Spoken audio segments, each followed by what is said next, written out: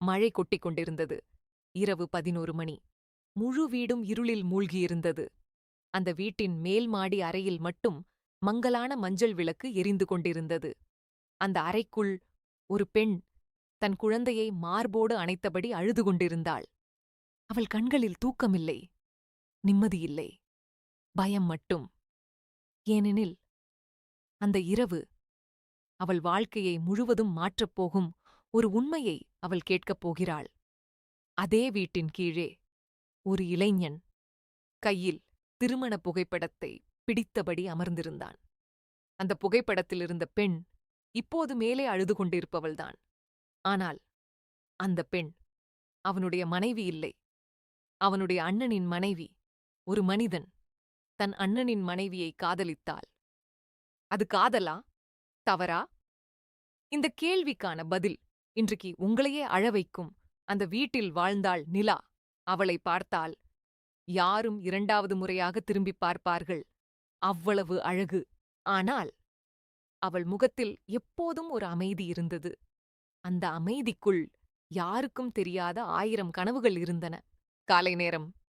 கோவிலில் மணி சத்தம். சமையலறையில் அம்மாவின் குரல். நிலா, காப்பி குளிர்தம்மா. இதோ வரேன் அம்மா. தூக்க கலந்த குரலில் பதில் சொன்னாள் நிலா. அவள் கண்ணாடி முன் நின்று முடியை சரி செய்தாள். அவளுடைய தங்கை தீபா கதவை திறந்து உள்ளே வந்தாள். அக்கா, இன்னிக்கு காலேஜ்ல கலர் ட்ரெஸ் டேவா? ஆமாம். அதான் இவ்வளவு அழகா ரெடி ஆகுறியா? நிலா வெட்கத்துடன் சிரித்தாள். போடி. தீபா மெதுவாக அருகில் வந்து கேட்டாள். அக்கா, இன்னிக்கும் அவன் வருவானா? அந்த கேள்வியை கேட்டவுடன் நிலாவின் முகம் சிவந்தது. யாரு? ஐயோ, இப்போ கூட நடிக்காத. ஆதவன். அந்த பெயரை கேட்டவுடன் நிலாவின் கண்களில் வேறொரு ஒளி தோன்றியது. சில பெயர்கள் இதயத்தையே மாற்றிவிடும். ஆதவன். அவளுக்கு அப்படிப்பட்ட பெயர். கல்லூரி முடிந்து மாலை நேரம். பஸ் ஸ்டாப்பில் மக்கள் கூட்டம். நிலா அமைதியாக நின்று கொண்டிருந்தாள்.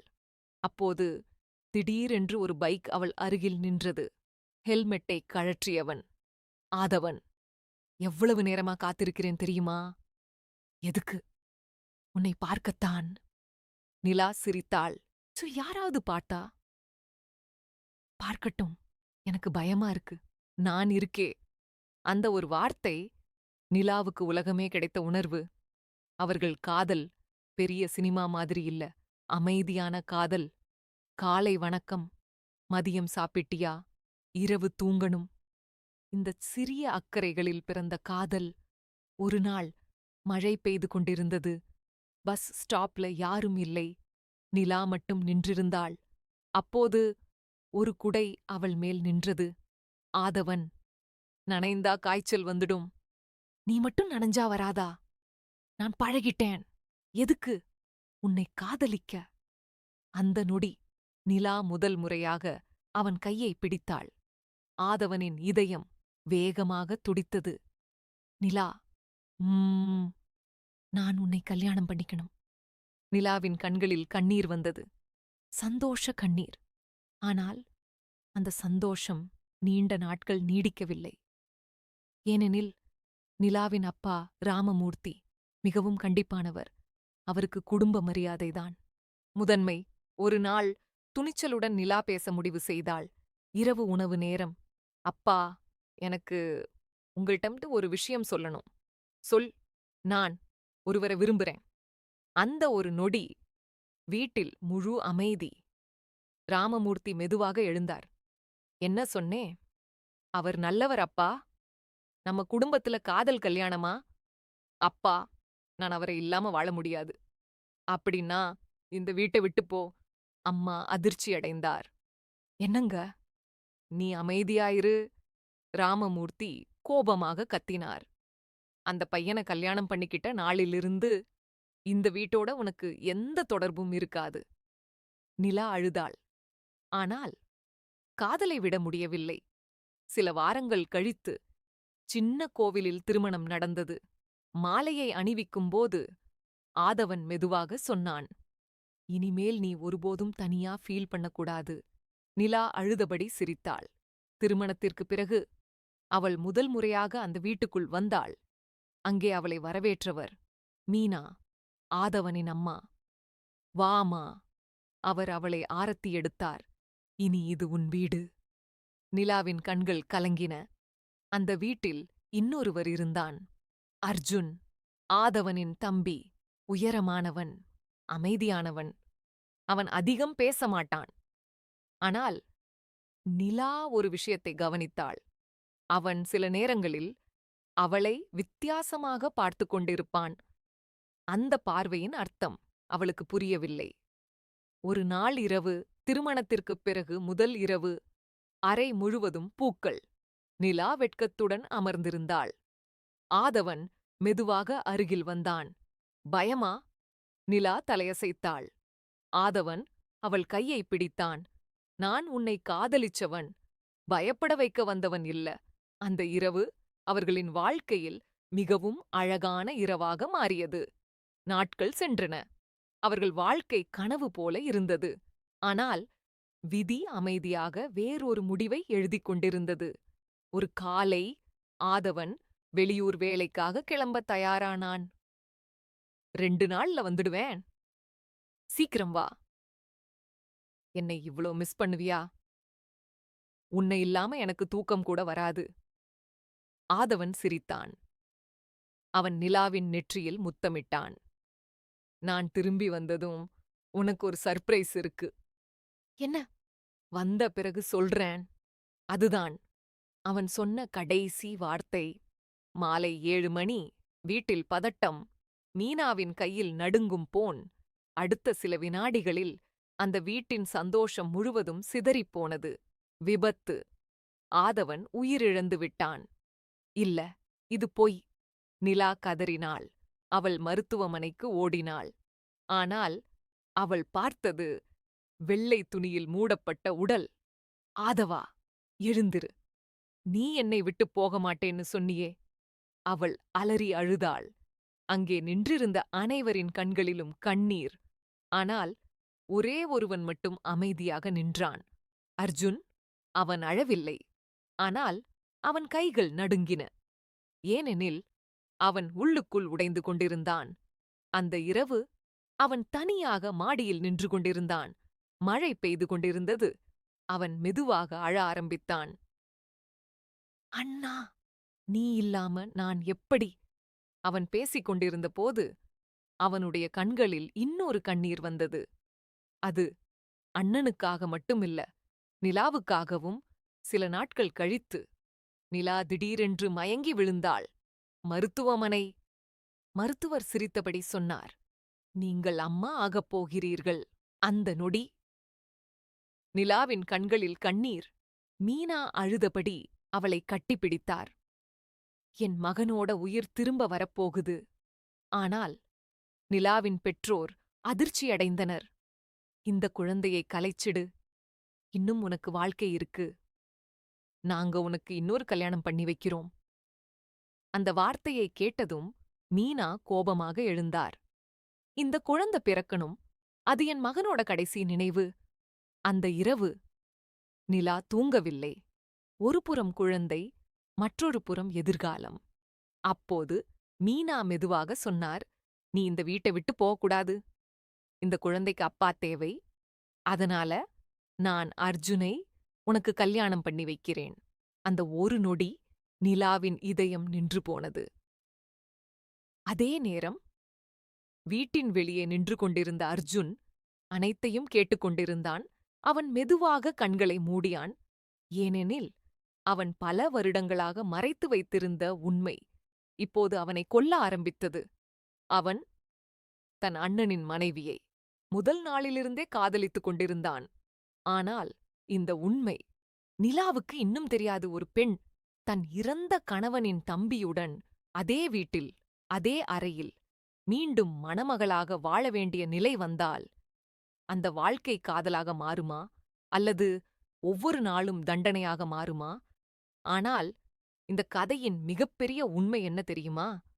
அந்த இளைஞன் அவளை இன்று மட்டும் காதலிக்கல, பல வருடங்களாக அமைதியாக காதலித்துக் கொண்டிருந்தான்.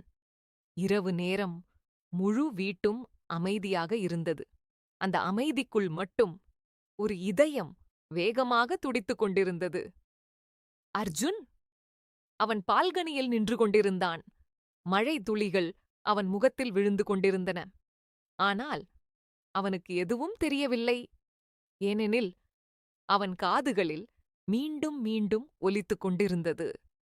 நான் அர்ஜுனை நிலாவுக்கு கல்யாணம் பண்ணி வைக்கிறேன். அவன் மெதுவாக கண்களை மூடியான். இது தப்பா அல்லது விதியா? அவனுக்கே புரியவில்லை. அதே நேரம் அறைக்குள்ளிருந்த நிலா கண்ணீர் துடைத்துக் கொண்டிருந்தாள். அவள் அருகில் ஆதவனின் புகைப்படம். அதை கையில் எடுத்தாள். நீ இல்லாத வாழ்க்கையை நான் எப்படி வாழ்வேன்? அவள் அழுதாள். அந்த நேரம் அவள் ஷோல் வயிற்றிலிருந்த குழந்தை மெதுவாக அசைந்தது. அவள் உடனே வயிற்றைத் தொட்டாள். உனக்காகத்தான் அம்மா உயிரோடு இருக்கணும். அடுத்த நாள் காலை வீட்டில் யாரும் சிரிக்கவில்லை. அமைதி மட்டும். மீனா சமையலறையில் இருந்தார். அர்ஜுன் மெதுவாக உள்ளே வந்தான். அம்மா, சொல்பா, நேத்து நீங்க சொன்னது. மீனா அவன் முகத்தை பார்த்தார். நிலாவை கல்யாணம் பண்ணிக்க சொன்னதுதானே? அர்ஜுன் அமைதியாக தலையசைத்தான். அம்மா, அவ எங்க அண்ணி. எனக்கு தெரியும். அப்புறம் எப்படி? மீனா கண்களில் கண்ணீர் வந்தது. நான் ஒரு அம்மாடா. என் மகன் இல்ல. ஆனா அவனோட குழந்தை இந்த வீட்டுல இருக்கணும். நிலா இந்த வீட்டை விட்டு போயிட்டா நான் உயிரோட இருக்க மாட்டேன். அர்ஜுன் எதுவும் பேசவில்லை. ஏனெனில் அவன் மனதில் இன்னொரு போராட்டம் நடந்து கொண்டிருந்தது. அவன் காதல் அவனுக்கே வெறுப்பாக மாறிக்கொண்டிருந்தது. சில நாட்கள் சென்றன. நிலாவின் வயிறு மெதுவாக பெரிதாக ஆரம்பித்தது. மீனா அவளை குழந்தை மாதிரி பார்த்து கொண்டார். மெதுவா நடமா, அதை எடுக்காத, நேரத்துக்கு சாப்பிடணும். அந்த அக்கறைய பார்த்து நிலாவின் கண்களில் கண்ணீர் வந்தது. ஏனெனில் அவள் தன் அம்மாவிடம் கூட இவ்வளவு பாசம் உணரவில்லை. ஆனால் அர்ஜுன் மட்டும் எப்போதும் தூரமாக இருந்தான். அவன் வீட்டில் இருந்தாலும் நிலா அருகில் வரமாட்டான். அவளை நேராக பார்க்க மாட்டான். அது நிலாவுக்கு இன்னும் வேதனையாக இருந்தது. ஒரு நாள் இரவு நிலா தண்ணீர் குடிக்க எழுந்தாள். அப்போது கீழே ஹாலில் விளக்கு எரிந்து கொண்டிருந்தது. அவள் மெதுவாக படிக்கட்டில் இறங்கினாள். அங்கே அர்ஜுன் தனியாக அமர்ந்திருந்தான். அவன் கையில் ஆதவனின் புகைப்படம். அவன் கண்கள் சிவந்திருந்தது. அவன் மெதுவாக பேசிக் கொண்டிருந்தான். அண்ணா, நான் என்ன செய்ய? அம்மாவுக்காக சம்மதிக்கணுமா? அல்லது இந்த வீட்டை விட்டுப் போயிடணுமா? அந்த வார்த்தைகளை கேட்டதும் நிலாவின் இதயம் நின்று போனது. அவள் அமைதியாக மீண்டும் மேலே சென்றாள். அந்த இரவு அவளுக்கு தூக்கம் வரவில்லை. அவருக்கும் இந்த கல்யாணம் பிடிக்கல. அப்படின்னா நான் என்ன செய்யப் போகிறேன்? அடுத்த நாள் நிலாவின் பெற்றோர் வந்திருந்தார்கள். ராமமூர்த்தி நேராக பேச ஆரம்பித்தார். என்ன முடிவு எடுத்தீங்க? மீனா மெதுவாக சொன்னார். நான் சொன்ன முடிவுல மாற்றமில்லை. நிலாவை என் இளைய மகனுக்கு கல்யாணம் பண்ணி வைக்கிறேன். அந்த நொடி நிலா தலை குனிந்தாள். அவளால் யாருடைய முகத்தையும் பார்க்க முடியவில்லை. ஏனெனில் அவள் மனசு இன்னும் ஆதவனோடே இருந்தது. அந்த இரவு அர்ஜுன் வீட்டிற்கு மிகவும் தாமதமாக வந்தான். அவனவன் நேராக மேலே போக முயன்றான். அர்ஜுன்! மீனா அவனை அழைத்தார். நிலாவிடம் பேசணும். அவன் அமைதியாக நின்றான். அறைக்குள் சென்றான். நிலா ஜன்னல் அருகில் நின்று கொண்டிருந்தாள். சில நொடிகள் அமைதி. பிறகு அர்ஜுன் மெதுவாக சொன்னான், இந்த கல்யாணம். அவன் குரல் நடுங்கியது. உங்களுக்கு பிடிக்கலன்னா நான் அம்மாவிடம் பேசுறேன். நிலாவின் கண்களில் கண்ணீர் வந்தது. உங்களுக்கும் பிடிக்கலதானே? அர்ஜுன் அமைதியாக நின்றான். அவனால் பொய் சொல்ல முடியவில்லை. அவன் பேச முடியாமல் நின்றான். ஏனெனில் உண்மையை சொன்னால் அது எல்லாவற்றையும் உடைத்துவிடும். அவன் மெதுவாக திரும்பி வெளியே சென்றான். ஆனால் கதவை மூடுவதற்கு முன் ஒரு நொடி நின்றான். திரும்பிப் பார்த்தான். நிலா அழுது கொண்டிருந்தாள். அந்த காட்சி அவன் இதயத்தை கிழித்தது. அந்த இரவு அர்ஜுன் தூங்கவில்லை. அவன் தனது அறையில் இருந்த பழைய பெட்டியை திறந்தான். அதற்குள் ஒரு டைரி, சில புகைப்படங்கள் மற்றும் ஒரு உலர்ந்த மல்லிகைப்பூ. அவன் மெதுவாக அந்த புகைப்படத்தை எடுத்தான். அதில் கல்லூரி விழாவில் சிரித்துக் கொண்டிருந்த நிலா. அவன் விரலால் அந்த புகைப்படத்தை தொட்டான். நான் உன்னை மறக்க முயற்சி செய்தேன், ஆனா முடியல. அப்போது அவன் பின்னால் ஒரு குரல், அப்படின்னா நீ அவள காதலிக்கிறியா? அர்ஜுன் அதிர்ச்சியுடன் திரும்பினான். கதவின் அருகில் மீனா நின்று கொண்டிருந்தார். அவனுடைய கையில் இருந்த புகைப்படத்தை பார்த்தவுடன் அவருக்கு எல்லாம் புரிந்துவிட்டது. எவ்வளவு நாளா? அர்ஜுனின் கண்களில் கண்ணீர் வந்தது. அண்ணா, கல்யாணமாகறதுக்கு முன்னாடியே? மீனா அதிர்ச்சியில் நின்றார். அப்போ ஏன் சொல்லல? அண்ணா அவள ரொம்ப காதலிச்சான். அவன் சந்தோஷத்துக்காக நான் அமைதியா இருந்தேன். அந்த நொடி மீனாவின் கண்களில் கண்ணீர் வழிந்தது. ஏனெனில் ஒரு மகன் உயிரை இழந்திருந்தான், இன்னொரு மகன் காதலை இழந்திருந்தான். ஆனால் இந்த உண்மை நிலாவுக்கு தெரிய வந்தால் அவள் என்ன முடிவு எடுப்பாள்? அடுத்த நாள் காலை வீட்டில் திருமண வேலைகள் ஆரம்பித்துவிட்டது. பூக்கள், விளக்குகள், உறவினர்கள். ஆனால் அந்த வீட்டில் மணமகள் மட்டும் சிரிக்கவில்லை. நிலா கண்ணாடி முன் அமர்ந்திருந்தாள். அவள் வயிற்றை மெதுவாக தொட்டாள். உன் அப்பா இல்லாம அம்மா இன்னொரு கல்யாணம் பண்ணிக்கப் போறேன். நீ என்னை மன்னிப்பியா? அவள் அழ ஆரம்பித்தாள். அதே நேரம் அறைக்கு வெளியே நின்று கொண்டிருந்த அர்ஜுன் அவள் அழுகையை கேட்டுக்கொண்டிருந்தான். அவன் கைகள் மெதுவாக இறுகின. ஏனெனில் இனி நடக்கப் போகும் விஷயம் அவர்களுடைய வாழ்க்கையை முழுவதும் மாற்றப் போகிறது. ஒரு பெண் தன் முதல் காதலை மறக்காமல் இரண்டாவது திருமணத்தில் வாழ முடியுமா? ஒரு மனிதன் தான் பல வருடங்களாக காதலித்த பெண்ணை திருமணம் செய்த பிறகும் அவளைத் தொட பயப்படுவானா?